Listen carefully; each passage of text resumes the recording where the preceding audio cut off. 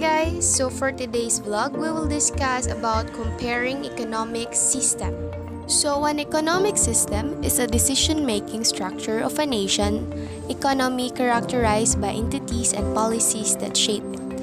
Economic system is contribution of various agency entities that provide economic structure that define the social community. These agencies are joined by the lines of trade and exchange good. So first up is socialism.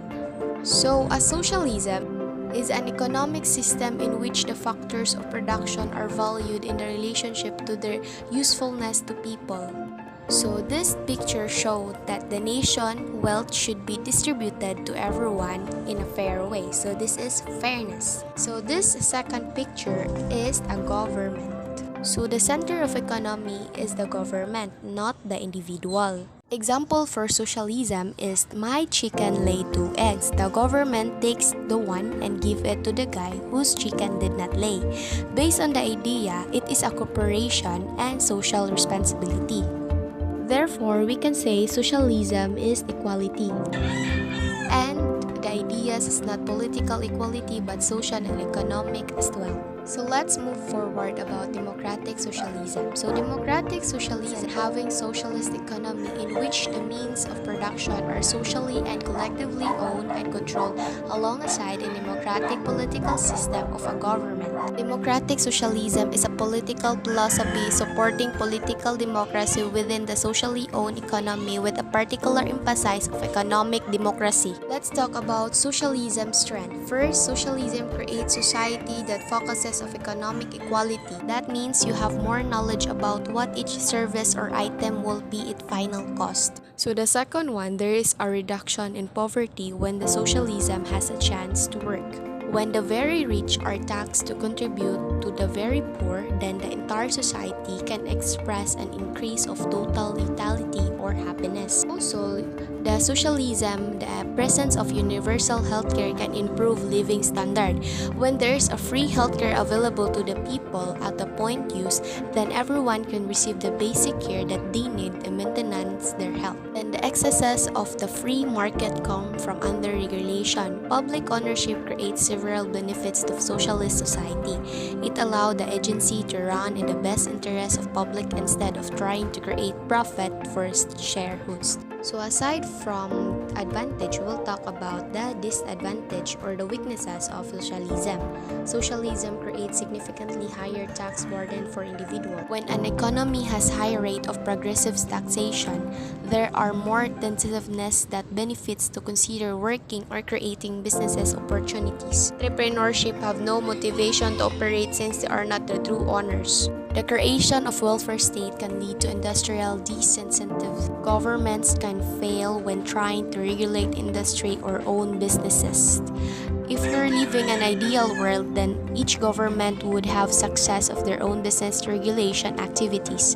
Labor markets and public industries would work like clockwork every day. Brief history of socialism. Socialism came about after the Industrial Revolution, and the richer got richer and the poor great suffering by the workers. And the population is divided between the bourgeoisie capitalists who own the means of production. So this is the picture of bourgeoisie. Second is proletariat are the workers who produce the goods. So this is the picture of proletariat. This is Karl Marx. So Karl Marx began to criticize capitalism. First, he has two thoughts. First, change would come through a violent and bloody revolution. Second, change would come through the peaceful means. Another topic is communism. So communism, it is derived from Latin word communis, means shared or common. Revolution and also a state of control all industry.